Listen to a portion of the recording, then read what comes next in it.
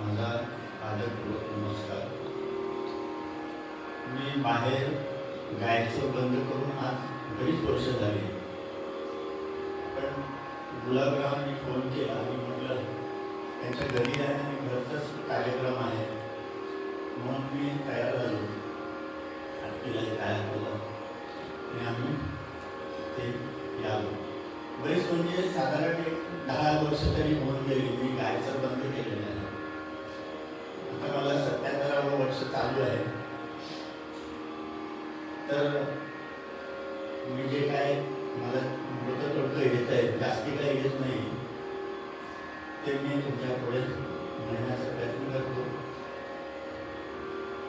तर गाणं म्हटलं की त्याला तानपुऱ्याची साथ असावी लागते. हा जो असते तानपुरा, त्याला 4 तार असतात. पहिली तार पंचमाला असते किंवा मध्यमाला असते, नंतर 2 वरच्या षडजाच्या आणि चौथी तार जी आहे ती खर्जाची असते. त्यांचं एकंदरीत ज्या वेळेला ते वाजले जातात 4ही तारा, त्यावेळेला त्याच्यातून गंधार ऋषभ हे पण ऐकू यावं लागतात. तर ते का ऐकू येतात? तर षडजाची जी व्हायब्रेशन्स आहेत ती प्रति सेकंदाला 240 असतात. वरच्या षडजाची त्याच्या डबल म्हणजे किती होतील? 480 होतील. 480 आणि 240 हे अधिक केले तर 720 होतील. त्यांना 2 मी भागलं तर 360 होतील. ती पंचमाची व्हायब्रेशन्स हर्ट्समध्ये सांगायला गेलं तर हर्ट्स, तर 360 ही पंचमाची होती. 360 आणि 240 म्हणून 600 होती.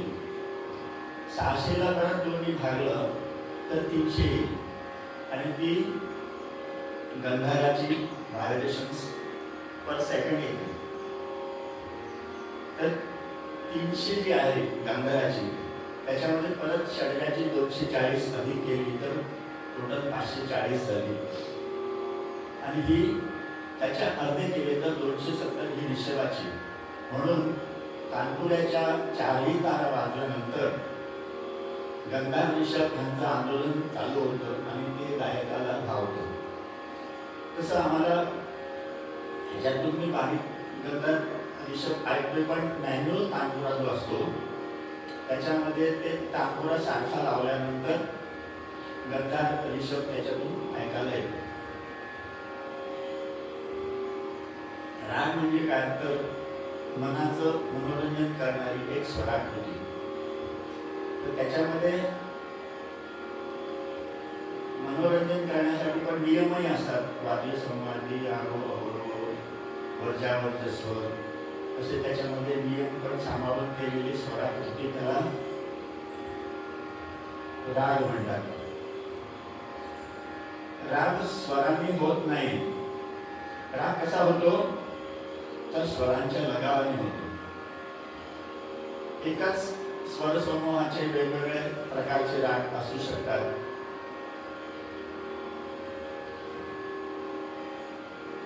तर मला याच्या अगोदर काय काय बोलायचं होतं, पण आपल्याला बऱ्याच कमी वेळात हे सगळं आटोपतं घ्यावं लागेल. बंधन नाही. तर माझी इच्छा होती,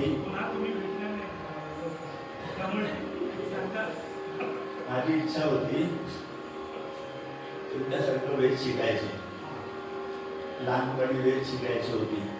पण मी या गाण्याच्या प्रोफेशनमध्ये आलो होतो. का तर माझी आई जी होती तिचं आजोळ हे वैदिक ब्राह्मणाचं होतं. तर त्यांच्या घरी वेदाध्ययन चालायचं. त्यामुळे मला वाटायचं की मी लहानपणी म्हणायचो की मला वेधशाळेत घ्या म्हणून आईला, पण ते काही जमलं नाही. त्यामुळे 1-2 वर्षापूर्वी मी संथा घेतली.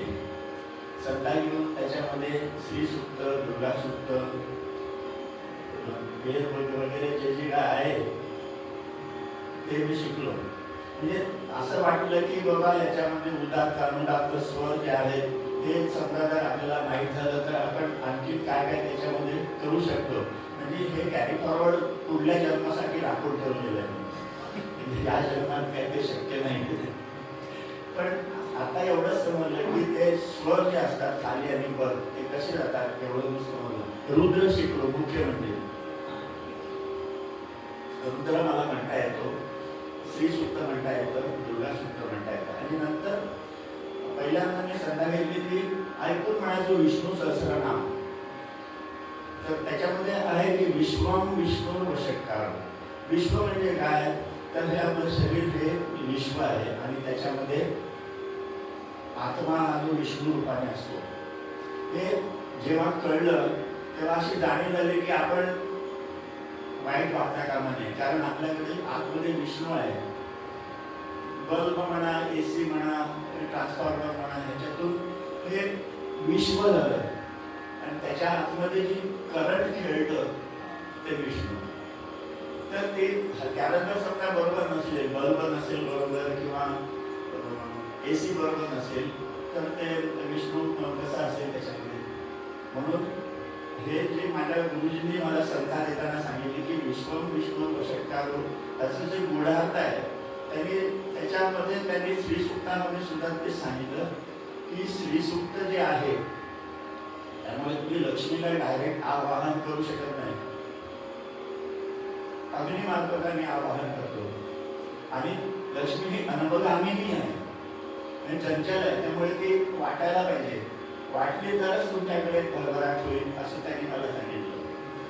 आणि ते मला पटलं की नुसतं घर ठेवून त्याचा काय अर्थ नाही आहे, तर आपण ती लोकांना द्यायला पाहिजे हे समजलं. आणि त्याच्यामुळे रुद्र म्हणा, श्रीसूक्त म्हणा, दुर्गा सूक्त म्हणा, ह्याच्यातला जो गूढ अर्थ आहे तो मी जाणून घेतला.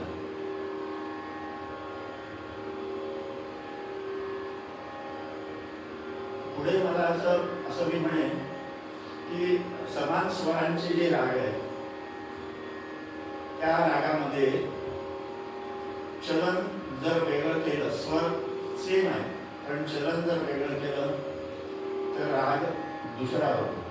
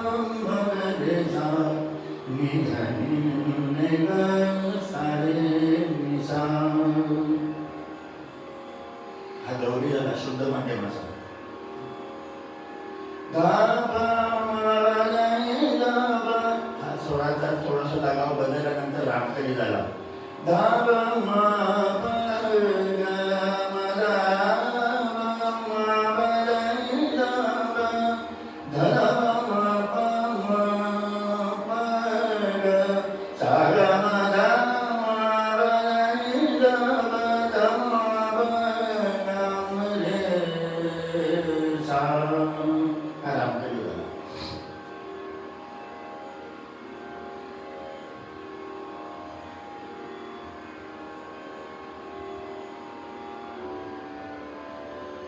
आता भू देशकाळ तो पूर्वांगात आणि उत्तरांगात कसा चालतो. सागा साग सारे गा प गा रे गा प दा प गा रे साग सा हा धूप झाला.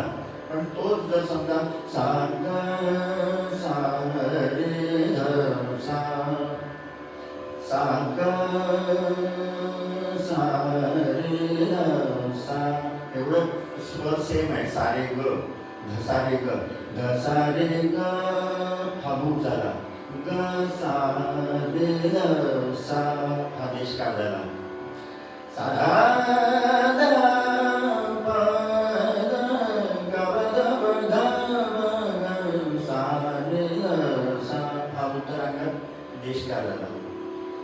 सा रे ग प ग ध रे सा ध सा रे ग रे सा ध सा ध सा रे ग सा रे ग रे सा रे ग प ग रे ग प ध प ग रे सा रे ग प ग रे सा ध सा हा झाला भूप.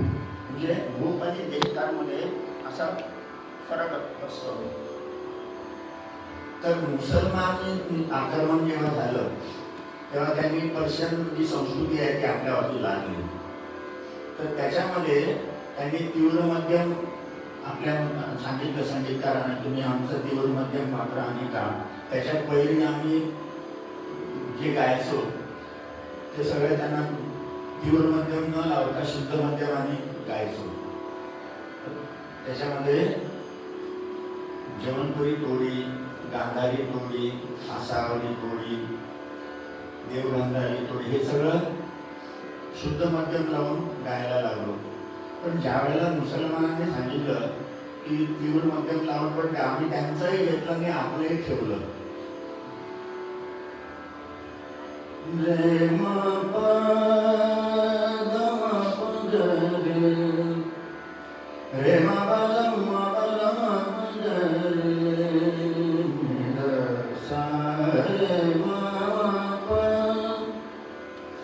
द म प द नि सा रे नि द प द म प सा नि स द प द म प द म प द रे हा जवनपुरी झाला. प द म ग रे सा हा आसावरी. रे म प द म प द सा नि द प द म प सा नि स द प द म प द सा नि द प द म प ग रे. इथे म प द म प ग रे असं न करता म प द म ग रे सा असं केलं.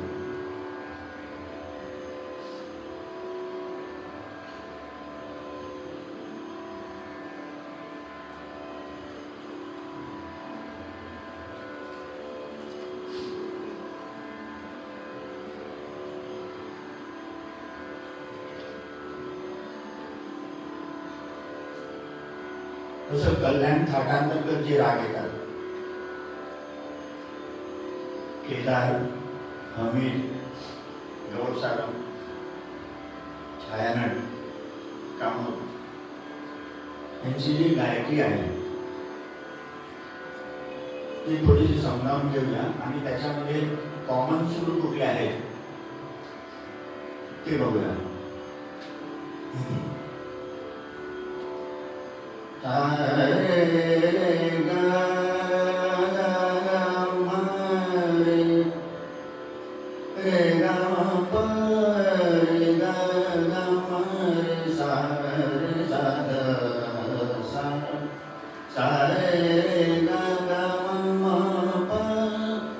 रे गा मा रे गा मा गा मा रे गा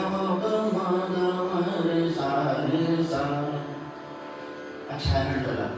रे गा गा मा प रे गा मा नि दा वा प द प म सा दा वा रे गा मा प म गा म रे सा रे सा न प सा. कल्याण घाटामध्ये आणखीन एक राग असा आहे. सा मा पा दा मा रे सा रे सा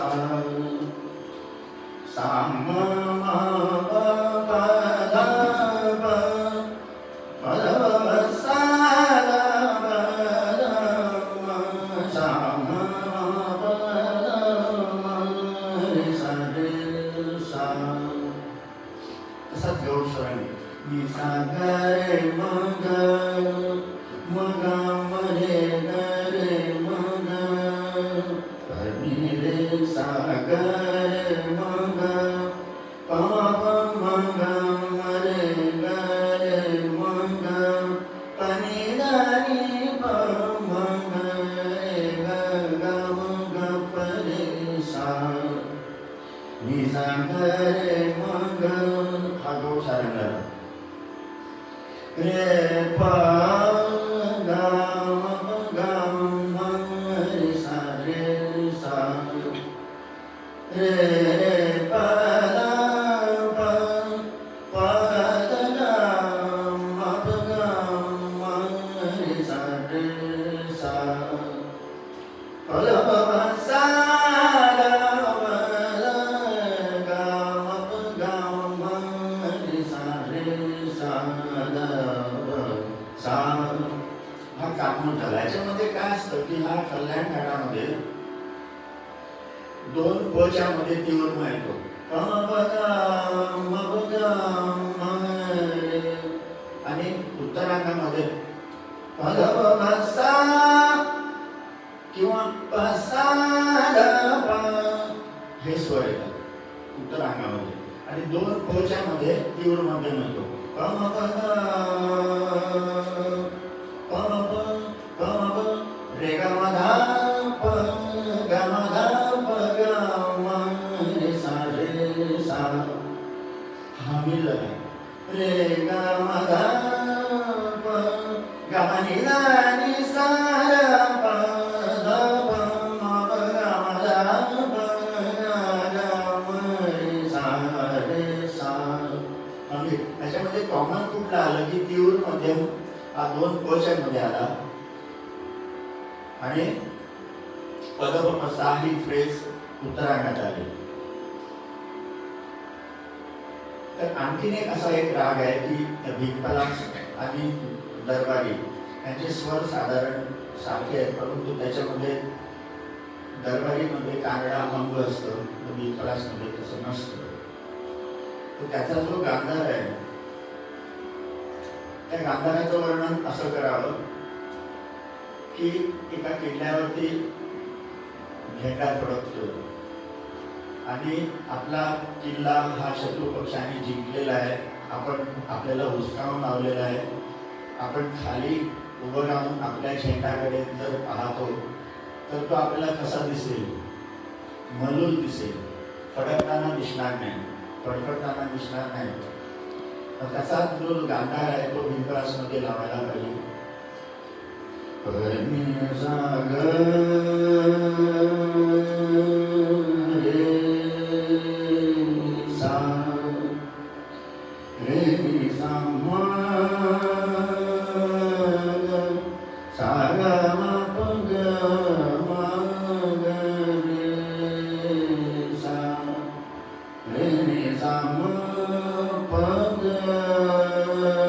हा जो गांधार हा खूप आंदोलित आहे. प ग म ग रे सा रे नि सा म प म प नि द प द म ग सा ग म ग म ग रे सा. हा भिकपलास आहे, पण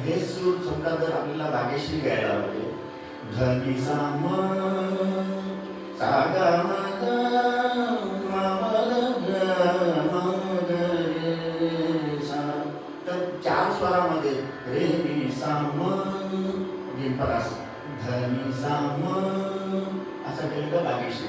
म्हणजे हा आम्ही परीक्षा घ्यायला जातो तेव्हा असं चर्चा करतो रागांची की रेडी साम धनी साम करून दाखवा म्हणून. आपल्याला खूप येत असतं पण परीक्षेच्या वेळेला सगळं विसरतो, जसं मी आता विसरतोय सगळं. कारण काय आहे की भक्ती तापावी लागते, ती तापलेली नाही.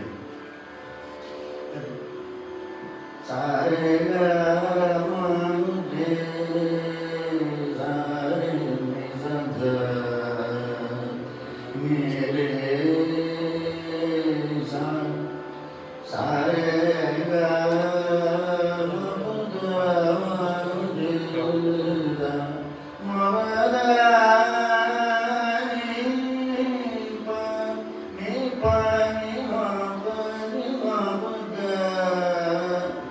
दरबारीच्या आणि बिंबलासच्या गंधाराविषयी मी सांगतो. आणि कांड्याचे अंग कुठले?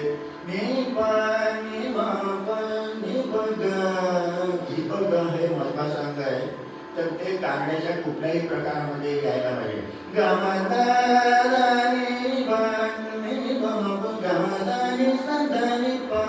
शाना कांडामध्ये गमादानी पासे आणि पाणी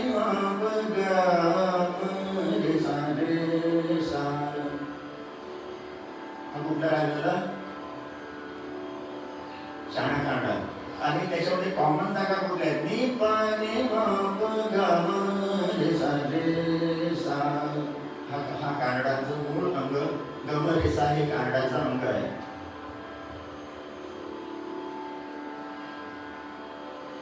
तर याच्यामध्ये काय असतं की संगीतामध्ये अल्पत्व बहुत्व म्हणजे स्वरांमध्ये अल्प स्वर लागणार, बहुत्व म्हणजे जास्ती स्वर लागणार. मी सा मग सा पनी सा मग सा गा सा पनी सा गा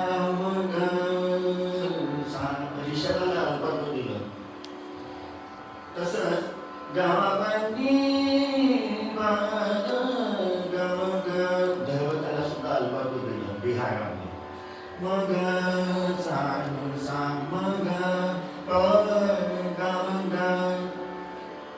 पूर्वी आपण बिहार म्हणत होतो तो फक्त तीव्र मध्यमाने म्हणत होतो. शुद्ध तीव्र मध्यम नव्हता त्याच्यामध्ये, तो फक्त शुद्ध मध्यम. मुसलमाने इकडे नंतर ते तीव्र मध्यम इंट्रोड्यूस झाला आणि त्याच्यामध्ये तो इतका लावा लागले की तो रागाचा एक भाग आहे असं वाटायला लागलं. तीव्र मध्यम शिवाय आपण बिहार गाऊ शकतो.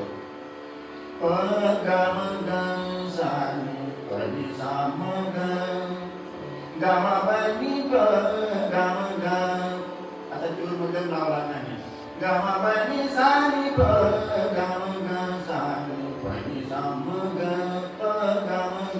आता काय करतो आपण?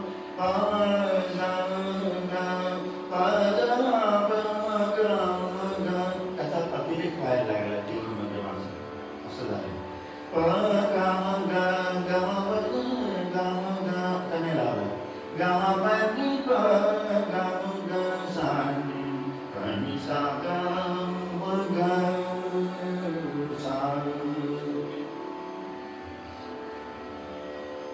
तसंच अल्पत्व बहुत्व जसं असतं तसं अविर्भाव आणि तिरोभाव संगीतामध्ये असतो.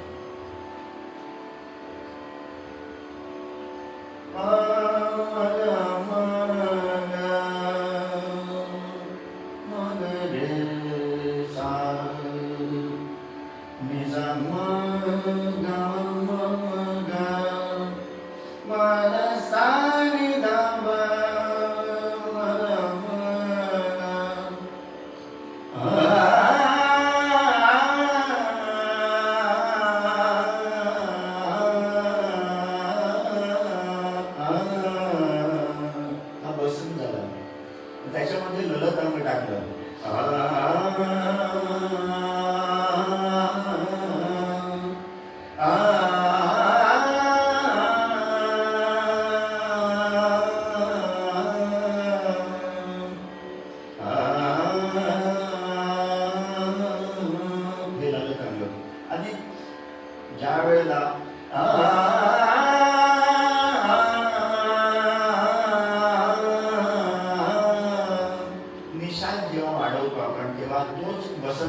स्वर सारखे घेऊन आपण निशाण वाढवला तर राग परत होतो.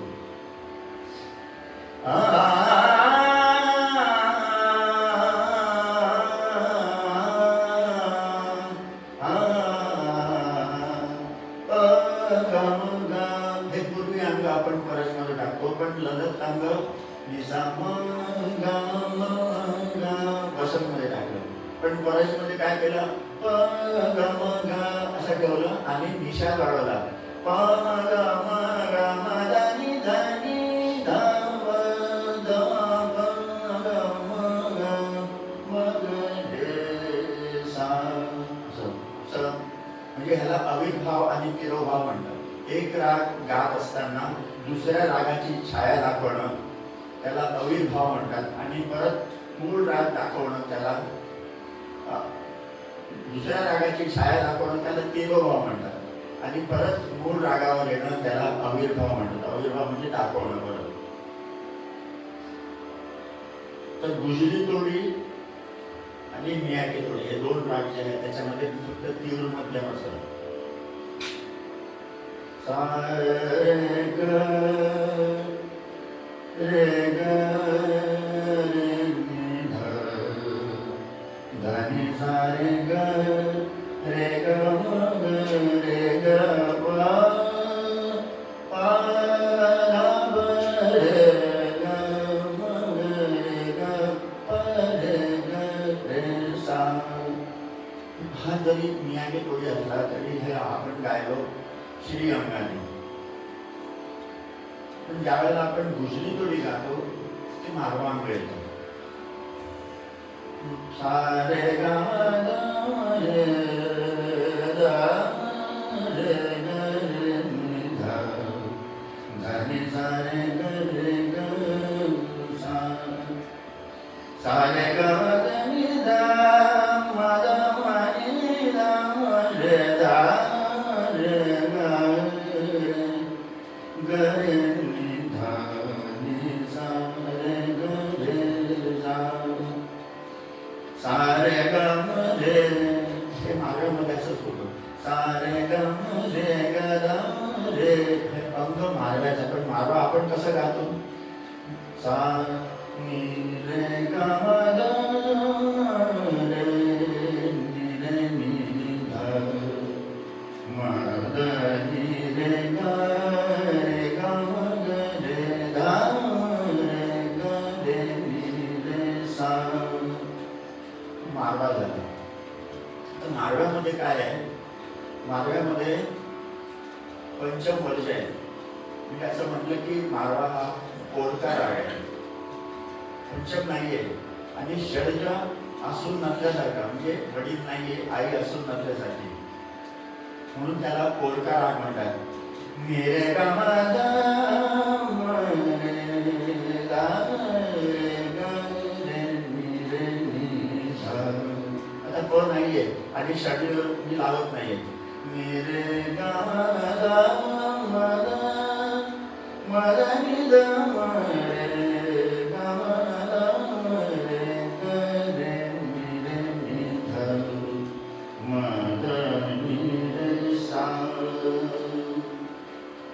तर कोरियाचा जो दैवताचा लगाव आहे, मेरे ग म ग म ग म ग ने मा ग म ध नि म ध ग म ग म ग रे सा.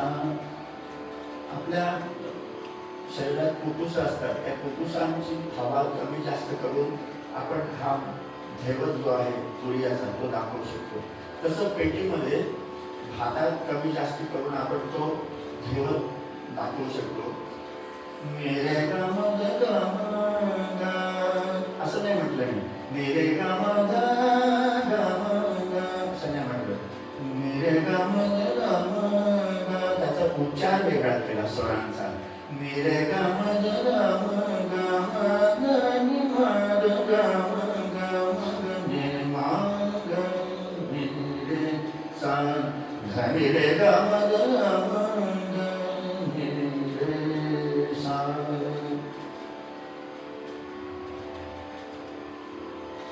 तो स्वर तेच निरे गा गा रे हा मारवा जातो. निरे गा गा पुऱ्या झाला.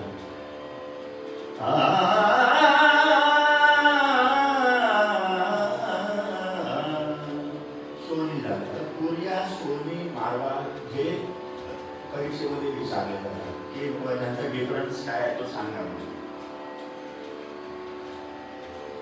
तर पुर्या कल्याण आणि पूर्वा कल्याण हे दोन राग कसे आहेत की आपण पुर्या कल्याण गातो असं जाहीर करतात, पण गात असतो पूर्वा कल्याण.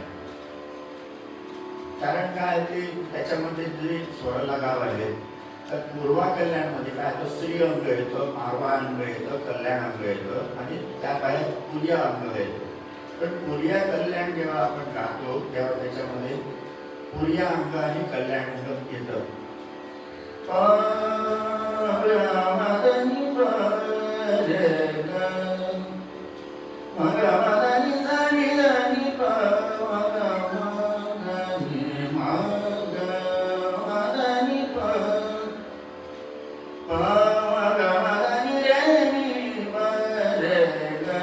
इथे श्री अंग टाकला. निरे गावाला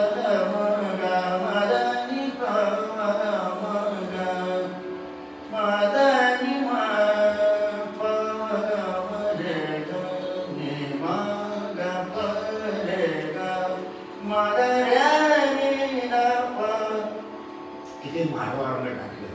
तर मारवा, पुर्या, कल्याण आणि श्री हे अंग टाकून आपण पूर्वा कल्याण गायलो. पण पुर्या कल्याण गाताना ही अंग नाही टाकत. पण आपलं काय होतं, गैरसमज होतं की आपण पुर्या कल्याण गाताना ह्या स्वरांचा लगाव त्याच्यामध्ये करतो.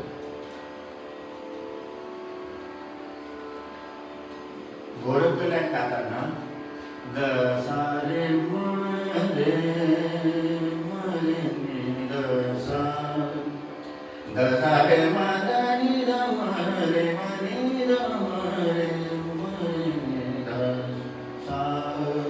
तर ह्याच्यामध्ये कुठेही कल्याण नाहीये, तरी त्याला गोरख कल्याण का म्हणतात असं जर प्रश्न आला तर गोरख कल्याणचा जो कोमल निषाद आहे त्याला षडजट करून जर समजा ते स्वर म्हटले गोरख कल्याणचे, ते कल्याण सारखे दिसतात म्हणून त्या रागाला गोरख कल्याण असं म्हणतात. घसारे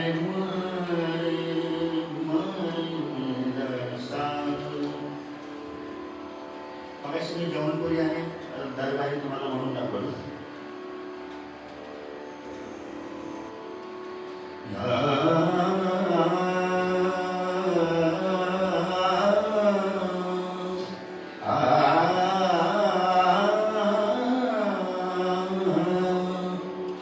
हा बिलावा झाला. पण जर आपण असं केलं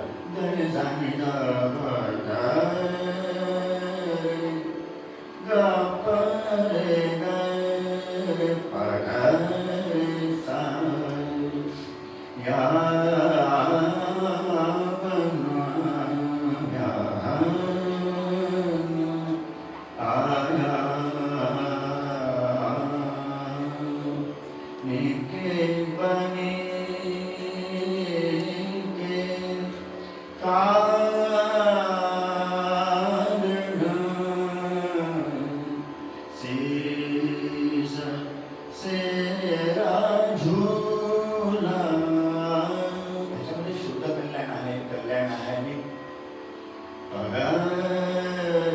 शुद्ध कल्याणची जागा, कल्याणची जागा हा बिलावल. म्हणजे त्याच्यामध्ये शुद्ध कल्याण आहे, कल्याण आहे आणि बिलावल आहे.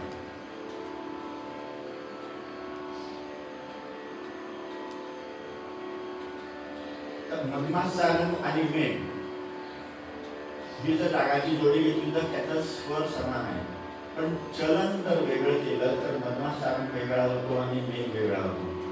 सारे मारे सारे रा मे सारे मा रे मा सा रे मा नी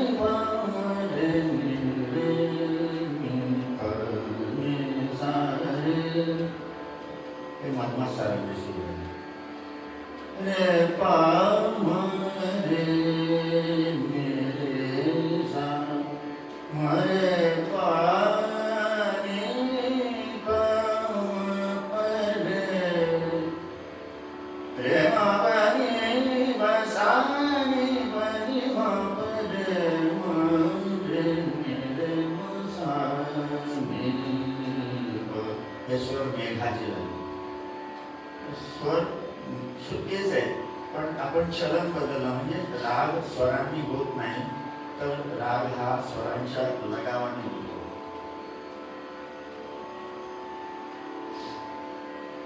त्याच्यामध्ये एक राग असा आहे की देवगांधार. देवगांधार कसा होतो की जौनपुरी आपण गातोय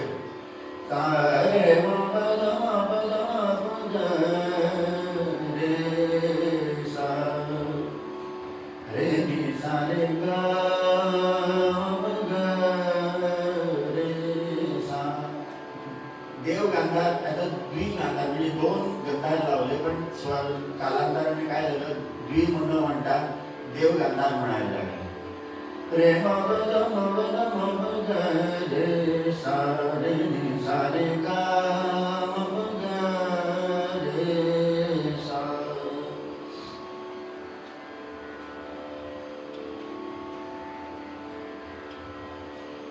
मेरो पिया रसिया सुन रे सुन सखी तेरो दोस्ना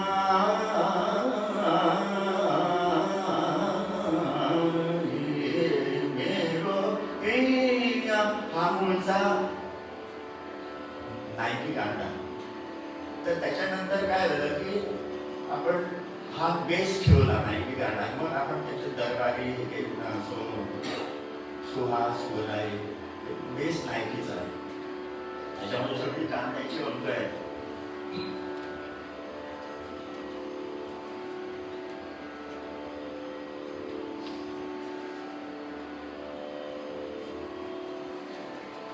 शेवटचं मी असं विलासखानी थोडी सांगतो.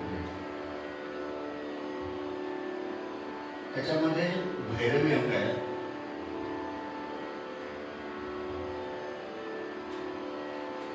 भोपाल तोडी आहे, पण ज्या वेळेला आपण विलासखानी तोडी गातो तेव्हा खूप सांभाळून गावं लागतं. सा रे ग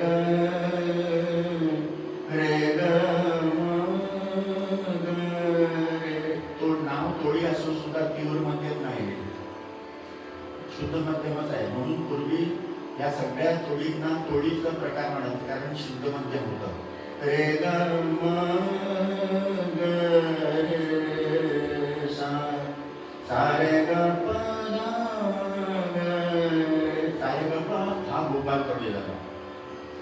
सा रे ग प ध म ग रे ग प ध म ग रे ग प ग प ध सा रे रे र म ग रे ग प ध नि र ध म ग रे ग म ग रे नि र सा. आता याच्यामध्ये तोडीचा अंग कुठे आहे असं विचारतात.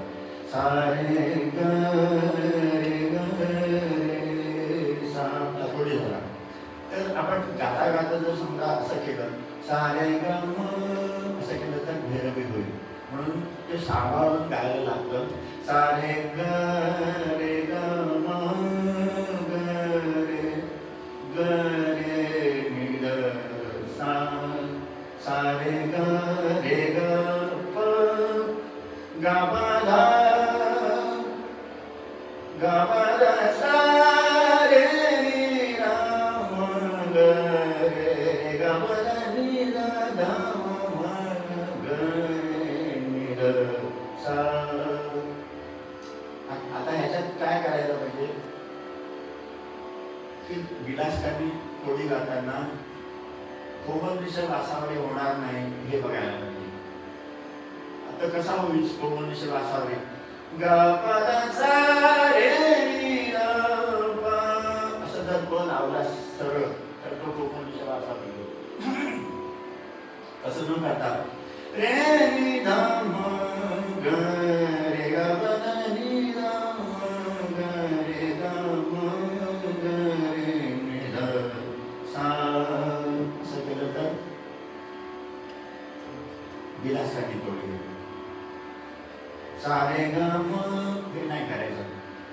सा रे ग म ग रे ग म ग नि ध म ग रे ग म ग ग रे नि ध सा रे नि सा रे ग ग रे नि ध ग रे नि ध सा. आता मी थांबतो इथे. नमस्कार. अभ्यासाच्या गोष्टी त्या थोड्या ऐकायच्या. तुम्ही अभ्यास कसा केला? तर मी जो अभ्यास केला फार कष्ट करून केलेला आहे. म्हणजे मी साधारण असं मला घरी जाहीर केलं होतं का हा बिघडलेला आहे, काय वाऱ्या गेलेला आहे. कारण कधीही यायचो घरी 3 वाजता 4 वाजता रियाज करायला मी दत्ताच्या देवळात जायचो आणि तिथे रियाज करायचो. आणि मग नंतर आल्यानंतर मग घराचे लोकांच्याकडे राहून शिकत होतो. त्यामुळे ते दरवाजा उघडत नसत रात्री. मग ते बाहेर त्यांचे 4 कुत्रे बांधलेले असायचे. त्या कुत्र्यांबरोबर झोपायचो. आणि दुसरा रियाज करायला विहिरीवरती, पूर्वी विहिरी असायच्या आणि त्याच्यावरती ती टाकी बांधलेली असायची. म्हणजे ते पप्पांनी ते पाणी गावभर पोचवायचे. तर त्याला त्या विहिरीमध्ये जाऊन बसायचं. तो एक त्याला नाद यायचा, त्या आवाज घुमत होता आणि तो सूर पकडून गायचो. दुसरा रेल्वे ब्रिजवरती जायचं आणि लोकल ज्या वेळेला पास व्हायची खालून त्यावेळेला त्या लोकलचा सूर पकडायचा आणि गायचं आणि गात राहायचा. आणि दुसरी लोकल पास होताना त्या बरोबर ब्रिज खाली त्याचा आवाज यायचा, भोंगा वाजायचा आणि आपला सूर आणि तो सूर मॅच झाला की आपण बरोबर चाललेलं आहे. म्हणजे तेव्हा माझ्याकडे तंबोरा पेटी वगैरे काहीच नव्हतं. मी 12व्या वर्षी पहिल्यांदा कार्यक्रम केला. म्हणजे कार्यक्रम असं करायचं की संध्याकाळी गाऊन सुरुवात केली का सकाळी संपवायचं. त्याच्यामध्ये 3-4 तबलजी बदलायचे, पेटीवाले बदलायचे. पण माझी मिसेस जी आहे ती तानपुऱ्यावरती सरळ माझ्याबरोबर साथ करायची 12-12 तास. म्हणजे असं करून आम्ही खूप कष्टाने विद्या कमवली. आणि त्याच्यामुळे काय झालं की शारीरिक जी आवाड होते ती झाली माझी. म्हणजे कष्ट इतके पडले की दुपारी कधी कधी जेवण मिळत नसे, रात्री डायरेक्ट जेवण असं पण होत होतं. पण ह्याचा इतका ध्यास घेतला होता की ह्या ध्यासापोटी मी म्हणजे असं ठरवलं की आपल्याला बाकी काहीच करायचं नाही, फक्त आता हेच करायचं. वेद काय शिकायला मिळाले नाही तर संगीत तरी कंप्लीट करूया असं मनात आलं, असं वाटलं. आणि मी लोकांच्या घरी जाऊन शिकून काय त्रास होतात सगळ्यांच्या वाटेला येत नाही. तसं ते माझ्या वाटेला आलं आणि ते प्रत्येक गाणाऱ्याच्या वाटेला येतात असं मला म्हणजे वाटलं की गाणाऱ्याच्या नशिबात हेच असतं. कुठे पळून गेला आणि रियाज केला असं मोठ्या म्हणजे मी तसा काही मोठा नाही आहे, पण मला त्रास एवढे पडलेले आहेत त्याच्यामध्ये. आणि कष्टाने जे कमवलं आहे त्याच्यामध्ये खोटेपणा कधी केलेला नाही, कधी खोटं बोललं नाही, कोणाला शेती लावली नाही, कोणाला टोपी लावली नाही, कोणाकडनं लुबाडून पैसे घेतले नाही. त्याच्यामुळे मला जे काय माझ्या ज्या इच्छा आहेत ते देवाने पूर्ण केले. मला सगळ्या इच्छा माझ्या म्हणजे एकही इच्छा अशी राहिली नाही की मी बाबा इच्छा ती अपूर्ण राहिली आणि मला काही करायचं आहे असं काही नाही. आता जी काय उर्वरित मला जे काही देवाने दिलेलं आहे आयुष्य त्याच्यामध्ये असं गाईड करायचं, लोकांना शिकवायचं, करायचं एवढंच ठरवलं मी. काही माझ्याकडे बहुतेक सगळे असेच शिकत असतात, मी पैसे घेत नाही. काही काही मुलं पैसे देतात, पण बहुतेक मुलं मी पैसे घेत नाही. आणि आधी कष्ट केलेले असल्यामुळे मला हे शक्य झालं आहे. नाहीतर असं तुकारामाचा संसार झाला नसता. असं संसारामध्ये खूप त्रास काढलेली. नमस्कार.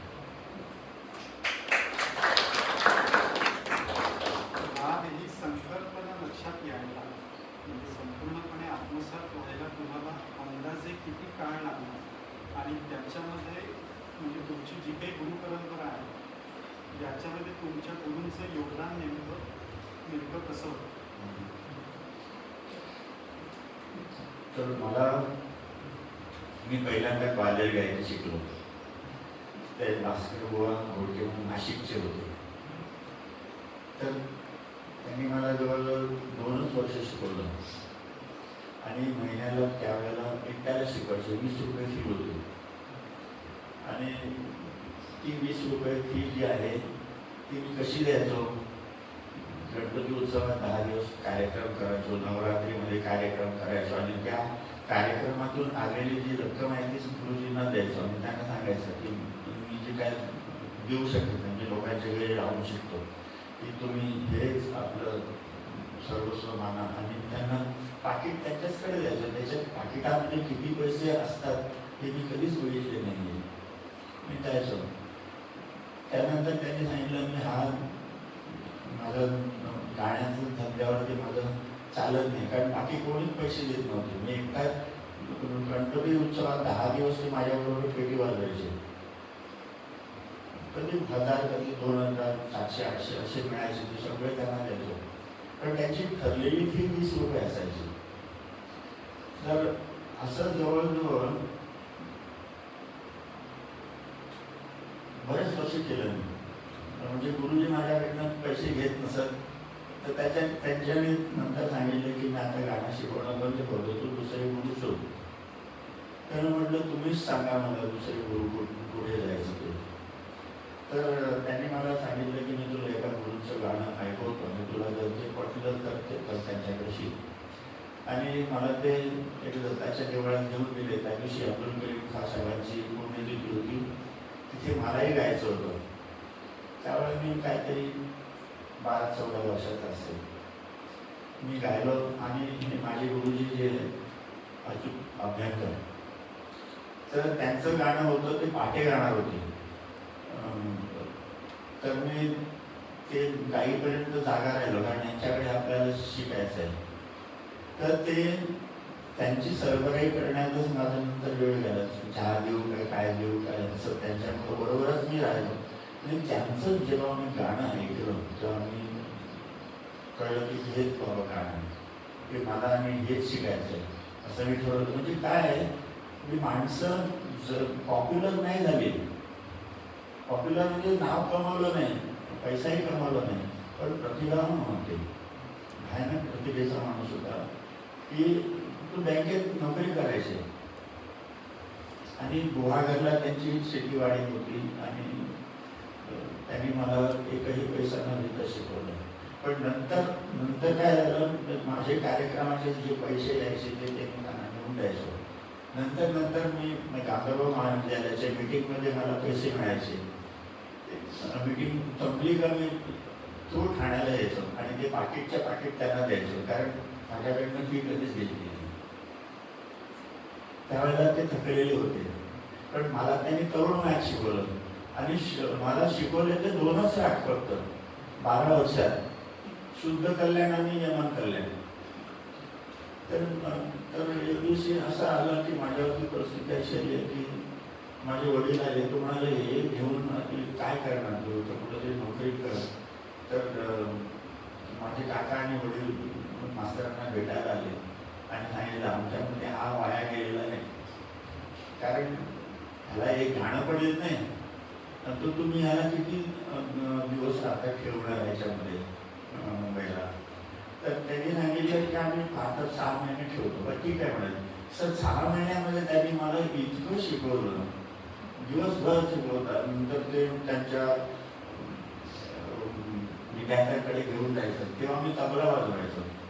त्या साथीला त्यांना माझा उपयोग होत असतो, पण त्यांना शिकवताना मला वेगवेगळे राग ऐकायला मिळाले, वेगवेगळ्या कल्पना ऐकायला मिळाल्या. आणि असं मला राग ॲक्च्युली समजायला दोन राग जेव्हा शिकवले मला गेले ते जवळजवळ 12 वर्ष शिकवले, तेव्हा कळलं की बाबा हे राग म्हणजे काय असतं. त्याच्यानंतर त्यांनी सांगितलं की आता तू इथून जा. मी म्हटलं आता इथून जाऊन मी व्यवसाय कसं करणार, तुला मी जे काय आता शिकवलंय ना त्याच्यावरती तू शिकवू शकतो. तर मी डायरेक्ट गोव्यात आलो. गोव्यात आल्यानंतर मुलांना शिकवायला लागलो. तर मुलांना शिकवता ते म्हणाले ते माझ्याकडे म्हटलं डिग्री नाही आहे कुठलीच, गाण्याची कुठलीच डिग्री नाही. डिग्री काय नाही होत, तुम्ही शिकवा म्हणाले. आणि त्यावेळेला खरंच ऑगस्ट महिना उजाडला तेव्हा त्यांनी म्हटलं मला की तुला विशारद व्हायला पाहिजे. विशारद व्हायला पाहिजे म्हटल्याबरोबर कसं होणार, मी विशारदला फॉर्म भरला मुलांच्या बरोबर, कारण संस्था माझ्या हातात होती, सेंटर माझ्या हातात होतं. तर मुलांच्या बरोबर मी परीक्षेला कसं काय बसणार, म्हणून मी सेंटर निवडलं बेळगाव. कारण काय पुढे काय जास्ती कमी झालं तर झाकली म्हणून 1.25 लाखाची लागली. पण मी 3 महिन्यात अभ्यास करून डायरेक्ट विशारद पास झालो. आणि सकाळच्या सत्रात मी एकटाच विद्यार्थी सापडलो होतो ना की ते मला 3 तास सगळं विचारत होते, हा राग कसा, तो राग कसा. त्यांना पण मी म्हणाले मला शिकायला मिळतं ना. पण खरी ते म्हणजे 1 तासाची परीक्षा वाले त्यांनी 3 तास घेतली. त्याच्यानंतर मी अलंकार झालो. म्हणजे ते एकदा चावी मिळाली त्याची, त्या परीक्षेचं जे टेक्निक आहे ते. पण ते राग ही कल्पना तुम्ही म्हटलं ते आपोआप आलं. असं बाबा शिकवून आलं असं नाही. कारण त्या वेळेला मंगळूरला माझा कार्यक्रम झाला आणि ओंकार गुरुवाडी साथीला होते.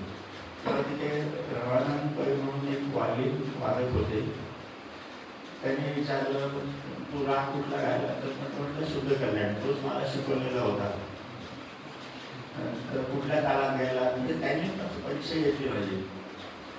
म्हणजे एकटा मात्रा किती असतात, म्हणजे असं खोचट सगळं विचारलं त्याने.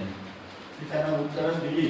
पण तेव्हा माझ्या मनात आलं की असं जर कोणी विचारलं आणि मला जर उद्या ते आलं नाही तर आपली फजिती होऊ शकते. म्हणून मी वाचन वाढवलं. वाचन वाढवून मी त्याचं ज्ञान संपादन केलं. वेगवेगळ्या बैठकींना, म्हणजे सगळ्यांच्या बैठकी मी अटेंड करायचो. विजयजी कुमार कोणीही चालत असे मला. आणि मग त्याच्या मागे तबला बसून जेवढं मी ऐकलं, वाजवलं काय काय वगैरे त्याच्यातून मी शिकत गेलो. आणि गेले साधारण 45-50 वर्ष मी गाणं शिकवतोय.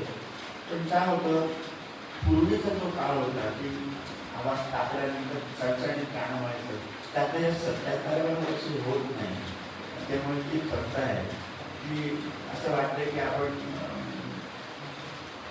काहीच केलं नाही आता. म्हणजे कारण काय आहे, कार्यक्रमात मला द्या म्हणून कोणाच्या मागे लागलो नाही, कुठे गेलो नाही, मार्केटिंग वगैरे ते केलेलं नाही आहे. म्हणजे मी खूप वर्ष अंधारातच राहिलो. आता त्या अंधारातून प्रकाशाकडे यायला वयाची 60 वर्ष लागली. मला राज्य पुरस्कार मिळाला. त्यानंतर गांधर्व महाविद्यालयाने महामोह वाद्याय ही पदवी दिली. ते वाटतं की मला मी संगीतामध्ये जे काही केलं ते आणि निरपेक्ष भावनेने केलं त्याचं फळ देवाने मला असं दिलं.